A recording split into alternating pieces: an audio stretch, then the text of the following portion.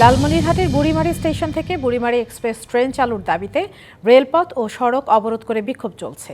এতে লালমনিরহাট বুড়িমারি মহাসড়কে প্রায় 15 কিলোমিটার জুড়ে দেখা দিয়েছে যানজট। সকালে স্থানীয়রা লালমনিরহাট বুড়িমারি সড়কে গাছের গুঁড়ি ফেলে সড়ক অবরোধ করেন।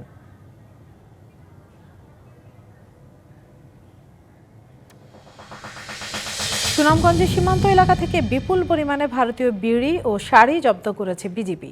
এসব পণ্যের আনুমানিক মূল্য প্রায় 25 লাখ টাকা। জব্দ হওয়া এসব পণ্য সুনামগঞ্জ শুল্ক কার্যালয়ে জমা দেওয়ার কাজ প্রক্রিয়াধীন রয়েছে।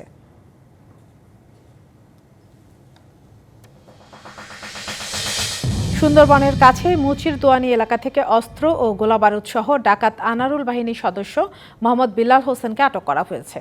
সকালে কোস্টগার্ড জানায়, প্রাথমিক জিজ্ঞাসাবাদে ডাকাতির সাথে জড়িত ও ডাকাত আনারুল বাহিনীকে অস্ত্র ও গোলাবারুদ দিয়ে সহযোগিতার কথা জানায় বিল্লাল।